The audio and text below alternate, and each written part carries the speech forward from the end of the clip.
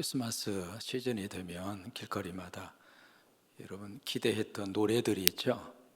성탄 캐롤송이에요. 가게에서도 흘러나왔고 백화점에서도 흘러나왔고 교회에서도 흘러나왔고, 요즘에는 길거리에서 성탄 캐롤송 여러분 들립니까? 없어져 버렸습니다. 왜 없어졌느냐면 이 저작권 문제가 걸려서 마음대로 틀 수가 없게끔 그렇게 되어져 있습니다. 오늘 귀한 캐롤송 우리 세 분을 통해서 하나님 듣게 하셔서 감사하고 고맙습니다. 감사합니다. 여러분 로비에 들어오시면서 우리 성경 필사하신 거 보셨어요? 쭉 읽으면서 참 여러 가지 깊은 감동이 왔습니다. 거의 대부분 써져 있는 글을 보니까 팔이 아파가지고 오늘은 팔이 아파서 쓰다가 보니까 팔 아픈 것을 하나님이 고쳐주셔서 거뜬하게 필사할 수 있었다고 하는 그런 글도 있었고, 어쩜 그렇게 글씨를 잘 써요? 참 저보다 더 잘 씁니다. 그 속에 정성이 들어가 있고, 그 속에 아름다움이 들어있고, 그 속에 하나님의 말씀을 사랑하는 그 모습이 그대로 담겨져 있어서 여러분이 다 끝나고 가시면서 한번 꼭 자세히 한번 보시고요. 거기 간증을 쓰신 분도 있고 그렇지 못한 분도 계시는데, 어떤 필사를 하게 하셔서 감사하고, 지금 하고 있는 분들은 한번 계속해서 도전을 하시게 되기를 바랍니다. 서로 축복하십니다. 메리 크리스마스. 우리 신약성경 전체가 몇 권이죠? 27권입니다. 그 중에서 서로 끝나는 성경이 있습니다. 로마서, 고린도전서, 고린도후서, 갈라디아서, 에베소서, 빌립보서 해서 서로 끝나는 성경이 몇 권이나 될까요? 몰라도 괜찮습니다. 21권입니다. 그러면 서로 끝나지 않는 성경은 6권이거든요. 마태복음, 그 다음에 마가복음, 누가복음, 그 다음에 요한복음. 그래서 복음서가 4권이 있고요. 복음서가 끝난 다음에 그 다음 나오는 성경이 우리가 함께 주일날 강해를 듣고 있는 사도행전. 사도행전은 처치 히스토리입니다. 교회 역사입니다. 이제 그러고 나서 그 다음부터 로마서부터 계속 서입니다. 서 해서 유다서까지 가요. 그래서 성경의 가장 마지막 성경이 요자로 시작하죠. 요한계시록입니다. 요한계시록은 묵시록입니다. 그래서 신약성경 전체가 27권인데 편지 형태로 우리에게 말씀을 주신 성경이 모두 몇 권이라고 그랬죠? 20? 금방 말씀드렸는데 21권입니다. 그래서 21권의 그 편지 형태의 하나님 말씀 가운데 사도 바울을 통해서 주신 편지 형태의 말씀이 13권입니다.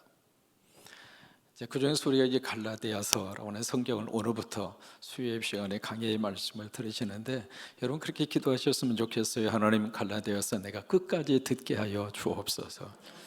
들을 수 있도록 건강도 주시기를 바라고, 들을 수 있도록 여러분들의 믿음도 주시기를 바라고, 들을 수 있도록 여러분에게 기회도 주시기를 바라고. 그래서 갈라디아서 이제 별로 그렇게 길지 않습니다. 모두 몇 장일까요? 6장입니다. 그러면 갈라디아 교회에게 보낸 편지잖아요. 편지인데 이 편지 형태의 모든 대상자들은 누구냐면 교회입니다. 그러면 그 교회라고 하는 대상자가 구체적으로 누구인가? 물론 2000년 전에 이 편지를 받아 보이는 로마에 있는 성도, 고린도에 있는 성도, 물론 그 당시에 그 성도와 교회가 1차 수진자입니다. 그 다음에 두 번째 2차 수신자가 있습니다. 누구냐면 예수 믿고 하나님 믿는 저와 여러분이 교회입니다.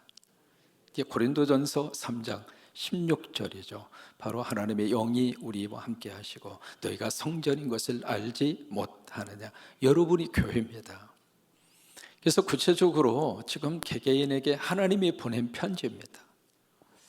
그러면 갈라디아라고 하는 이곳은 바로 어느 곳에 있는가, 잠깐 지도를 보시면서 어느 정도 위치를 좀 보실 필요가 있습니다.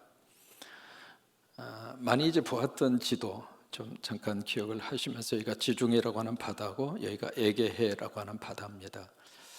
이쪽 지역이 바로 이제 사도행전 그리고 초대교회 교회들이 세워진 지역입니다. 지금으로 말하면 이쪽 지역 전체가 어디냐면 터키입니다. 나라 이름이 바뀌었죠. 투르키예라고 하는 그 나라로 바뀌었는데 터키 지역이 사도행전의 무대가 됩니다. 여기에서 가장 유명한 그 지역이 여기 항구인 바로 여기 그 에베소라고 하는 지역입니다. 그 에베소 지역에서 내륙으로 조금 들어오면은 유명한 빌립보라고 하는 지역이 있습니다. 많이 들어보신 그런 지역이죠. 그 빌립보에서 내륙으로 조금 더 올라오시면 중요한 지역 하나가 안디옥입니다. 근데 이 안디옥이라고 하는 이 장소는 수리아라고 하는 지역이 있었던 안디옥이 있었고 바로 이쪽 지역이 그 당시에 피시디아 로마 제국이 통치하고 있던 그 시절에 그때 이 지방의 이름이 피시디아입니다. 피시디아라고 하는 이 지방에 있는 안디옥입니다. 그다음에 안디옥 밑에서 약간 내려오면 로스드라, 그다음에 옆에 이고니온, 그다음에 더베라고 하는 지역. 한번 기억하는 의미에서 한번 따라서 한번 해보세요. 안디옥, 이고니온, 로스드라, 더베. 이쪽 지역이 사도 바울이 1차 세계 선교 여정을 통해서 복음을 전하고 십자가를 세운 곳입니다. 이쪽 지역을 가리켜서 뭐라고 그랬는가? 갈라디아 지방이라고 그랬습니다. 그러니까 여기 갈라디아서라는 이 편지는요, 갈라디아 교회라고 하는 한 교회가 아닙니다. 그 지방에 있었던 전체 교회. 갈라디아 지방에 바로 안디옥이 있었고요. 그 다음에 이고니온이 있었고, 그 다음에 루스드라가 있었고, 그리고 더베라고 하는 지역이 있었고요. 그쪽을 지역으로 해서 사도 바울이 쭉 다니면서 복음을 전하고, 신기한 것은 바울이 거쳐 지나가는 장소마다 십자가가 세워졌어요. 여러분, 성광교회 때문에 성광교회가 스쳐 지나가는 장소마다 하나님이 십자가를 세우기로 축복합니다. 여러분의 삶의 자리에 뒤안길에 십자가가 세워지기를 바랍니다. 그러니까 바울의 삶의 뒤안길에 십자가를 하나님이 그렇게 세우셨어요. 그래서 이쪽 지역을 가리켜서 뭐라고 이야기하는가? 갈라디아 지방이라고 그런 거예요. 그러니까 이 갈라디아서로의 성경은 특정한 갈라디아 교회 하나에게 보낸 편지가 아니라 이 지역에 있는 모든 갈라디아 지방에 있는 교회를 대상으로 이 편지를 쓴 거예요. 여러분 1절을 보시면은요, 이게 어떤 내용이냐면 그 당시 그리스 로마 사람들이 쓰는 편지의 형태입니다. 우리도 편지를 쓸 때 거의 대부분 그런 편지의 형태를 가지고 편지를 씁니다. 편지를 쓰는데 세 가지가 반드시 들어갑니다. 저처럼 이 편지를 누가 쓰는가? 보내는 사람이 누군가, 그 말이죠. 그 다음에 두 번째, 이 편지를 누가 받는가? 그러니까 발신자가 있고 두 번째 수신자가 있죠. 그리고 세 번째는 편지를 받는 사람에게 전하는 문안 인사가 있습니다. 그게 이제 그 당시에 로마 그리고 그리스 사람들이 쓰던 하나의 편지의 형태인데 바울은 그 당시 사람들이 쓰고 있는 편지의 형태를 그대로 도입합니다. 도입해서 이제 편지를 쓰는데 오늘 이 갈라디아서의 특징이 있습니다. 뭐냐면 다른 곳에 편지를 써서 보낼 때에는 그렇게 복잡하게 첫 번 문안 인사를 하지 않았습니다. 예를 들면 로마서 같은 경우에 있어서는 그리스도의 종 바울은 그렇게 썼습니다. 에베소 같은 경우에 있어서는 하나님의 뜻으로 그리스도 예수의 사도가 된 바울은 그렇게 썼어요. 이 앞에다가 편지를 쓸 때 이 편지를 쓰고 있는 나 바울이 어떤 사람인가라고 하는 면에 있어서 그렇게 앞에다가 이렇게 서술한 내용이 많지가 않았어요.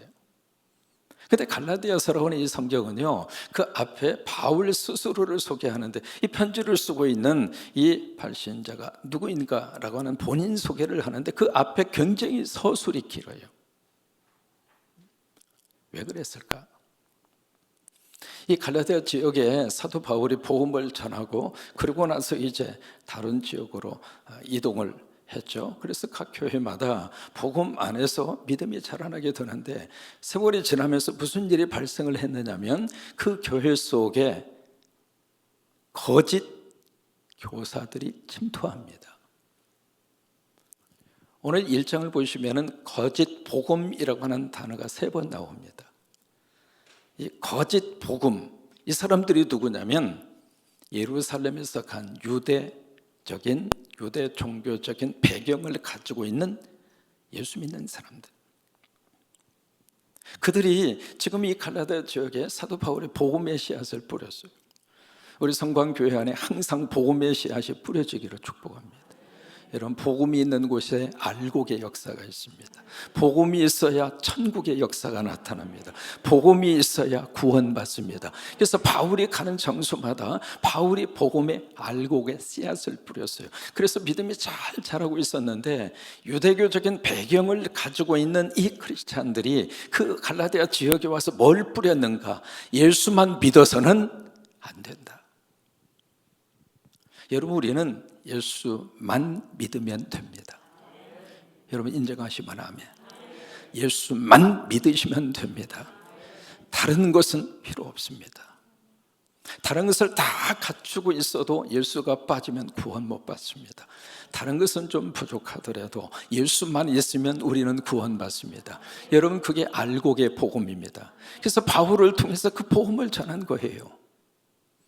그때 유대적인 배경을 가지고 있는 이 거짓 교사들이 그 지역에 와서 뭘 그들에게 주장을 했냐면 예수만 믿어서는 안 된다.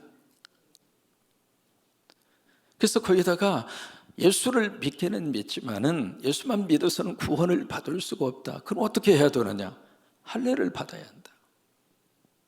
여러분, 할례라고 하는 것은 유대교적인 오랜 아브라함부터 있었던 유대교적인 전통이잖아요. 그 유대인들에게 있어서는 그게 머릿속에 꽉 박혀져 있는 종교적인 의식이었단 말이죠. 그러니까 예수만 믿어서는 안 된다. 예수를 믿어도 할례를 받아야 한다. 또 하나, 할례를 받을 뿐만이 아니라 레위기서에서 말씀을 하고 있는 율법과 그리고 모세를 통해서 주셨던 율법의 사항을 철저하게 지켜야 한다. 바로 이것을 갈라디아 지역에 있는 교회들을 다니면서 거기다가 자꾸 그 가라지를 뿌리는 거예요. 그러다 보니까 복음의 알곡이 자라고 있는 곳에 가라지가 함께 자라고 있는 거예요. 참 사람은 묘합니다. 여러분, 논에 가서 이렇게 보시면은요, 벼가 자라는 속도하고 가라지가 자라는 속도하고, 제가 자라던 그쪽 시골에서는 피라고 그랬어요. 피.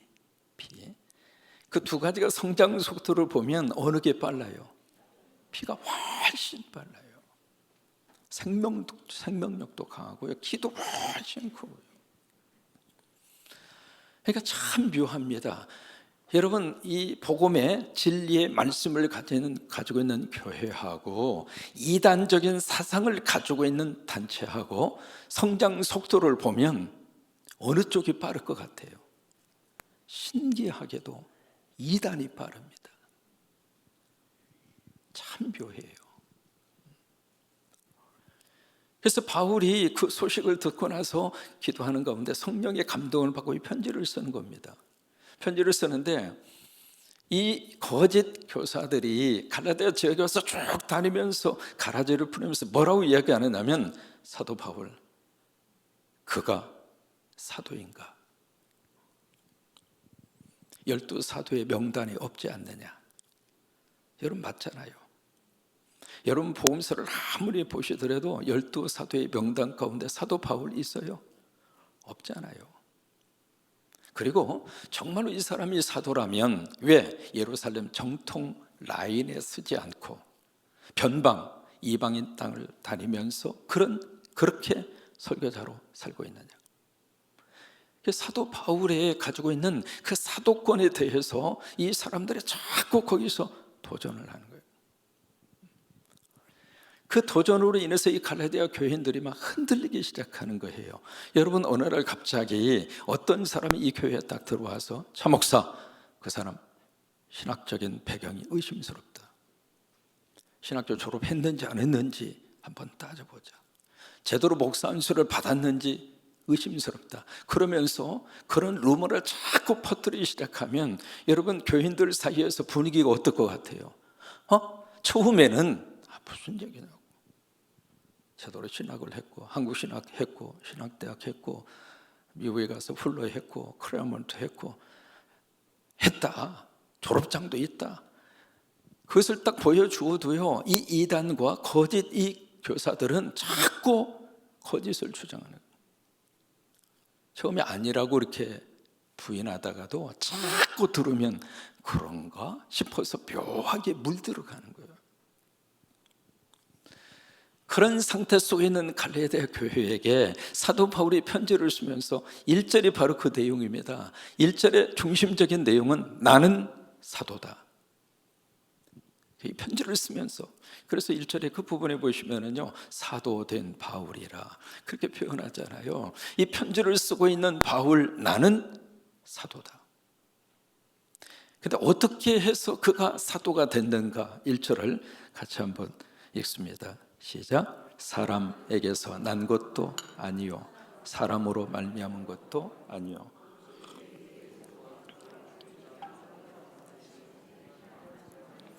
상당히 앞에 장황합니다. 그냥 사도 바울은 갈라디아 교회들에게 편지를 씁니다. 그대들에게 평강이 있기를 바랍니다. 그런 편지를 써도 돼요. 근데 그 앞에다가 바울이라고 하는 이 앞에다가 사도가 된 바울이 어떻게 사도가 됐는가? 앞부분에 처음에 딱 나오는 것이 사람이 난 것이 아니다. 사람으로 말미암은 것도 아니다. 다시 말해서 이 사도의 기원이 사람을 통해서 받은 게 아니다. 그래서 죽은 자 가운데 그리스도를 살리신 하나님 아버지로 말미암아. 왜 그러냐면 이게요, 담에색 도상을 가다가 부활하신 주님이 바울에게 나타났습니다. 나타나서 바울을 하나님의 사도로 택한 사람은 예수님이었어요. 그러니까 바울은 어떤 특정한 사람을 통해서 안수받은 게 아닙니다. 그 내용을 갈라디아 교인들이 모를 리가 없습니다. 알고 있거든요. 그래서 바울을 통해서 은혜를 받았어요. 바울을 통해서 복음을 알았어요. 여러분, 이 제단을 통해서 은혜를 받으시고 이 제단을 통해서 복음을 아시기를 바랍니다. 그래서 믿음 생활을 잘 했어요. 근데 엉뚱한 그룹이 와서 사도 바울을 흔드는 거예요. 여러분, 어떤 일이 있어도 제가 이 제단을 목회하신 그 이후에 그 어느 목회자가 오시더라도 목회자가 흔들리지 않도록 기도하십시오. 그러니까 사도 바울을 막 흔드는 거예요. 왜요? 바울을 흔들면 갈라디아 지역에 있는 모든 교회들이 다 무너져요. 거기에 대해서 바울은 나는 사도다. 그런데 이 사도는 누구를 통해서 받은 게 아니다. 난 하나님의 직접 택함 받아 사도가 됐다. 그러니 앞으로 내가 하는 이 모든 편지를 통해서 하고 있는 말은 내 말이 아니다. 나를 통해서 하나님이 하시는 말씀이다. 이 갈라디아 지역에 있는 이 교회들에게 보내는 편지의 권위를 내가 아니라 하나님에게 있다고 하는 사실을 1절에서 선포하는 거예요. 여러분, 강대상에서 설교할 때마다 두려운 마음으로, 떨리는 마음으로 합니다. 나름대로 준비하고 올라옵니다마는 더 간절히 기도하는 거예요. 종을 통해서 하나님 말씀하여 주시옵소서. 설교의 권위가 인간에게 있지 아니하고 하나님에게 있다면 하나님이 역사하셔서, 성령님이 역사하셔서 저를 통하여 말씀하여 주옵소서. 그게 이제 설교의 권위가 바로 하나님에게 있다는 그 선포거든요. 바울이 이 편지를 쓰면서 바로 그것을 1절에서 선포하는 거예요. 그래서 2절에 이 편지를 지금 누가 받고 있는가? 2절 같이 읽습니다. 함께 있는 모든 형제와 더불어 갈라디아 여러 교회들, 복수가 있죠? 갈라디아에 있는 여러 교회들. 왜요? 안디옥이 있었고 이고니온이 있었고 로스드라가 있었고 더베가 있었고. 그러니까 이쪽에 이제 빌립보나 에베소 이쪽 지역은 갈라디아 지역이 아닙니다. 그래서 이쪽 에베소서라고 하는 편지가 있죠. 빌립보서라고 하는 편지가 따로 나가잖아요. 그러니까 이쪽은 갈라디아라고 하는 지방이 아닙니다. 그러니까 이쪽 지방에는 교회들이에요. 그래서 복수입니다. 그 다음에 2절에 여기 함께 있는 모든 형제, 그 형제가 누구일까? 안디옥 교회 교인들입니다. 지금 바울만 혼자 있는 것이 아니라 안디옥 교회 교인들이 바울과 함께하고 있습니다. 여러분, 참목사가 있는 곳에 성광교회 성도들이 함께 하셔야 축복입니다. 제가 무릎 꿇으면 여러분도 같이 무릎을 꿇으시고, 제가 새벽 기도를 선포하면 여러분도 새벽 기도 나오셔서 함께 제단을 쌓으시고, 그러니까 바울이 있는 곳에 안디옥 교회 교인들이 함께한 거예요. 근데 그 가운데 누가 있었는가? 바나바가 있었어요. 바나바가. 그러면서 3절 말씀에 문안입니다. 이게 편지의 문안이거든요. 3절 같이 읽습니다. 우리 하나님 아버지와 주 예수.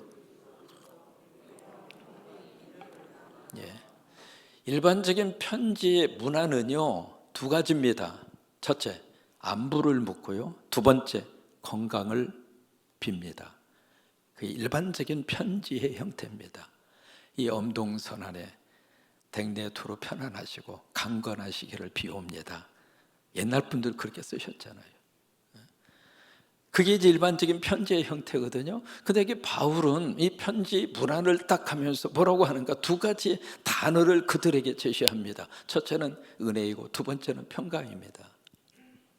이 두 가지를 그들에게 제시하면서 이 두 가지의 것이 어디로부터 오는가? 하나님 아버지와 그 다음에 주 예수 그리스도로부터. 이 두 가지는 누가 주는가? 하나님이 주신다고 하는 거예요. 은혜도 하나님이 주시고 은혜도 예수님이 주세요. 평강, 이 샬롬이라고 하는 이것도 누가 주시는가? 예수님이 주시고 하나님이 주신다고 하는 거예요. 여러분, 하나님 안에서 이 마음의 평강을 꼭 누리면서 사는 것이 축복입니다. 세상은 요동친다 할지라도, 왜요? 과거나 지금이나 앞으로나 세상은 50보 100보예요. 끊임없이 세상은 문제 속에서 살고 있는 게 세상입니다. 금방 무너질 것 같지만 하나님의 때가 되기 전까지는 안 무너집니다. 세상이에요. 왜? 세상의 모든 것을 끌고 가시는 분은 하나님이시기 때문에 하나님의 계획과 섭리 안에서 돌아가는 거예요.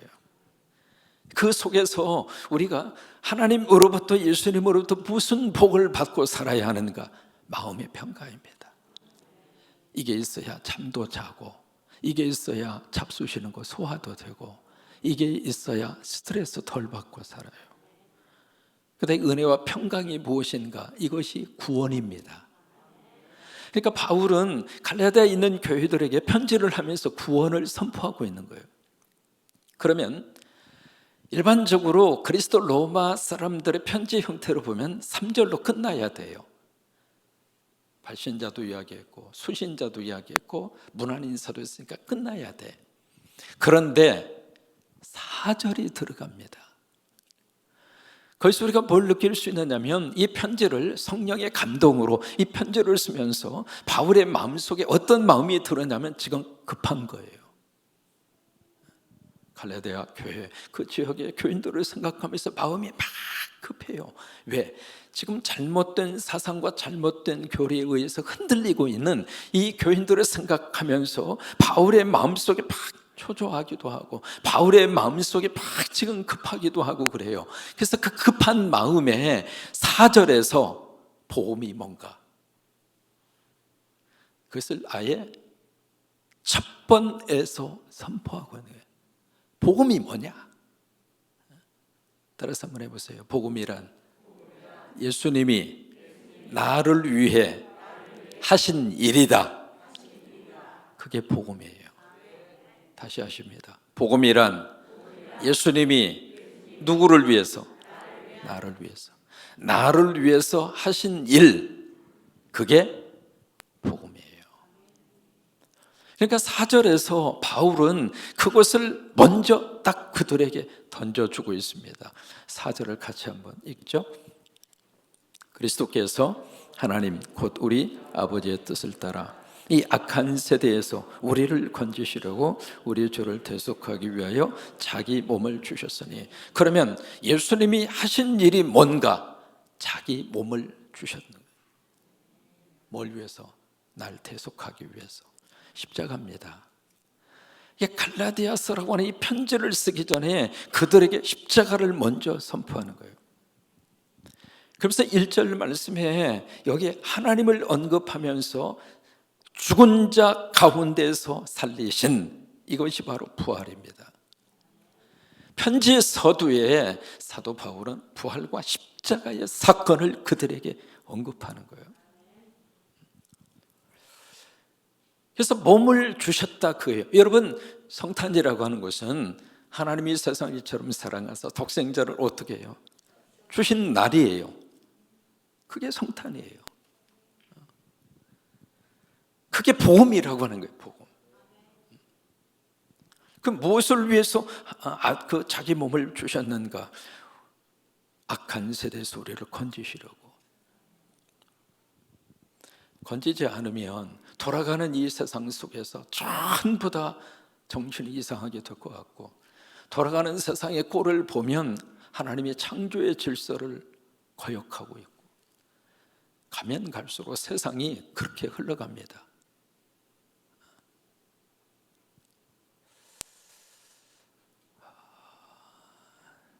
우리가 지금 그 동성 결혼 문제가요, 저는 이미 1990년도부터 이 동성연애 문제, 동성 문제, 제가 클레어몬트 신학교에 가자마자 그 학교 클래스에 동성 연애자들을 갖다 놓고 신학생들하고 토론을 시키더라고요.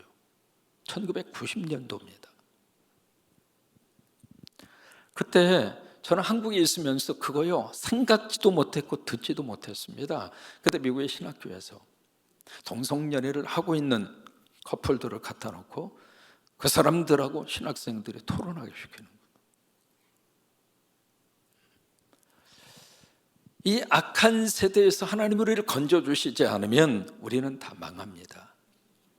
다 지옥 갑니다. 여러분, 이게 하나님이 우리를 위해서 하신 일이에요. 그것이 복음이에요.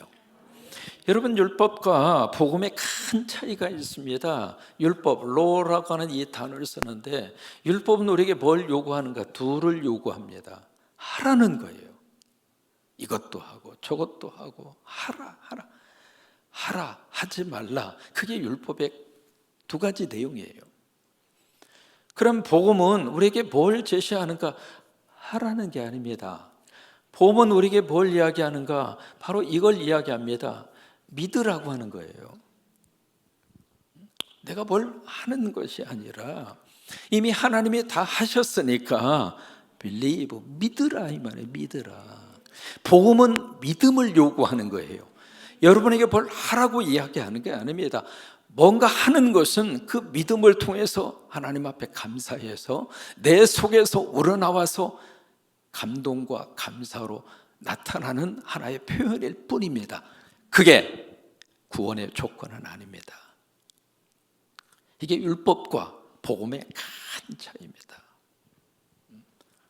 우리가 할 게 없어요. 이미 내 구원을 위해서 하나님이 다 하셨어요. 완벽하게 다 하셨어요. 믿으면 돼요. 믿으면 됩니다. 주님, 내 안에 믿음이 흔들리지 않게 하옵소서. 믿음을 옆에다가 놓고 뭔가 자꾸 하려고만 그래요. 마르다야, 네가 여러 가지 많은 일로 염려하고 걱정하지만 그러나 혹 한 가지만이라도 족하니라. 마리아는 좋은 편을 택하였느니라. 왜 그래요? 마리아의 그 모습은 믿는 모습이에요. 예수님의 발 앞에 앉아서 말씀을 경청하고 그 말씀을 사랑하고 그 말씀 앞에 아멘한 거예요. 마르다의 모습은 물론 그 모습이 필요하기도 하지만 마르다의 관점과 마르다의 초점은 두예요. 뭔가 막 하려고 하는 거예요. 그래서 이 복음이 바로 하나님이 나를 위해서 모든 것을 다 하셨다고 하는 것이 복음이에요. 내 주 용서를 위해서 내가 죽음 이후에 생명에 대한 소망을 가질 수 있도록 부활의 사건까지, 내가 하나님 나라 갈 수 있는 믿음의 거룩한 소망까지 하나님이 하셨다고 하는 거예요. 그러면 하나님이 하신 이 모든 복음 앞에 우리가 할 일이 뭔가? 그게 5절이에요. 5절 같이 있습니다. 예, 다시 한번 크게 읽으세요. 시작. 여러분, 이게 바로 뭐냐면 찬양입니다. 4절에서 편지를 본격적으로 들어가기 전에 4절에서 복음이 뭔가 그것을 딱 던져놓은 다음에 우리가 할 것은 찬양이다. 여기에 그를이라고 하는 이런 그에게라고 하는 단어가 나오잖아요. 그에게라고 하는 단어를 잘 보셔야 돼요. 영광이 그리스도에게 세세토록 있을지어다. 그렇게 우리가 해석하기 쉬워요.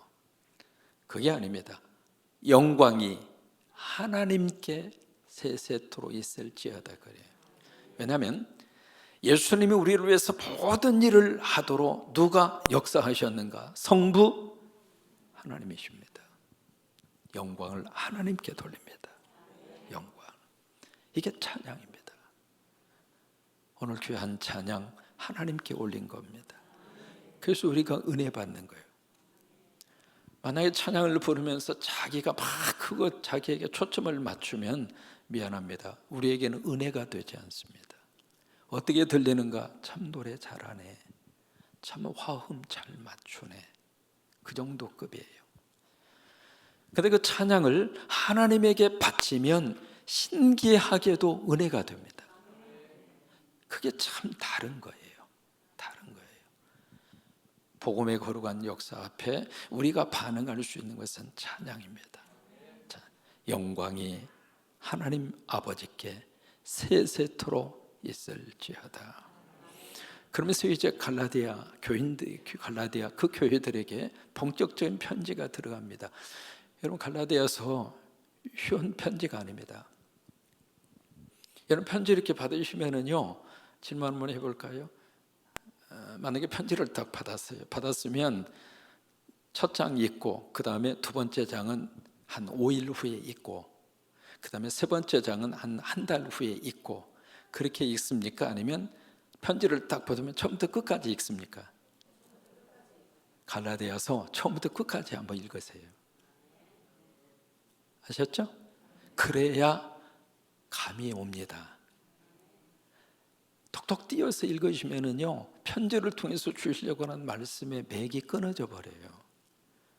편지를 받았는데 앞에만 읽고 그 다음에 한참 쉬었다가 그 다음 토막 읽고 그렇게 안 읽잖아요. 처음부터 끝까지 읽잖아요. 두 번째, 편지를 읽을 때 대충 읽을 수 있는 편지도 있습니다만은 정말 이 편지가 소중하다고 생각하면 어떻게 읽을까요? 자세히 읽습니다. 한 글자 한 글자.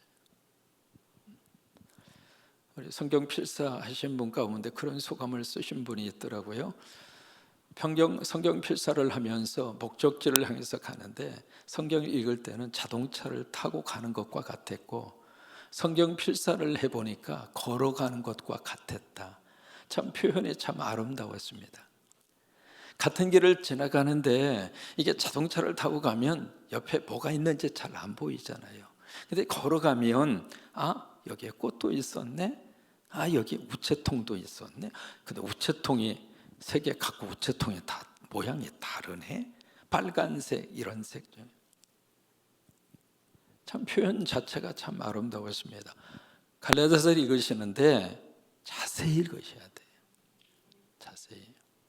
특히 갈라디아서 3장과 4장은 굉장히 어려운 신학적인 주제를 다루고 있습니다. 그래서 3장 4장을 읽으실 때는 정말 집중하셔야 돼요. 그리고 5장과 6장은 3장과 4장에서 말씀하고 있는 교리적인 신학적인 그 말씀을 통해서 우리에게 교훈을 주고, 그 다음에 5장과 6장에서는 뭘 말씀을 하느냐면 그것을 삶으로 살아내라고 하는 거예요. 여러분, 성경 속에 뭐가 들어가 있는가? LA가 들어가 있습니다. 첫째, 성경 속에 뭐가 있는가? 레슨이 있습니다. 레슨. 성경은 우리에게 교훈을 줍니다. 디모데서 있는 말씀대로 바르게 함과 그리고 의로 교육하게, 그래서 우리로 하여금 삶에 대한 레슨을 줍니다. 교훈을 주는 거예요. 두 번째, 레슨을 받았으면 그 다음에 뭘 해야 되는가? 어플라이를 해야 합니다. 적용을 해야 돼요. 성경은 LA가 있는 거예요. LA. 그래서 이 갈라디아서도 3장과 4장까지는 레슨입니다. 교훈입니다. 5장과 6장으로 가면 그것을 삶으로 어플라이 하라고 하는 거예요. 적용하라고 하는 거예요. 앞으로 이제 갈라디아서 몇 번을 할지는 모르겠습니다. 그러나 이 갈라디아서 그 지방에 보낸 이 편지가 오늘 우리 교회에게 하나님이 주신 편지입니다. 그 편지를 같이 읽어가면서 하나님이 우리에게 뭐라고 말씀하시는가 다시 한번 깊이 듣고, 그리고 오늘 이 바울이 가지고 있었던 직분에 대한 어떤 하나님이 주셨다고 하는 직분의 소중함, 이건 우리 성도들이 꼭 회복했으면 좋겠어요. 어느 직분이든지 하나님이 주셨다고 하는 거예요. 거기서부터 우리가 직분을 바라보는 태도와 직분을 감당하고자 하는 마음의 자세가 달라지는 거예요. 연초만 되면 우리 일어나서 우리 함께 하나님 앞에 손들고 하나님이 주신 이 직분이라고 하는 고백을 가지고 우리가 헌신하고 충성하며 새해 한 해를 우리가 삽시다라고 하는 결단을 합니다. 왜 그러는가? 1절 말씀에 근거해서 그러는 거예요.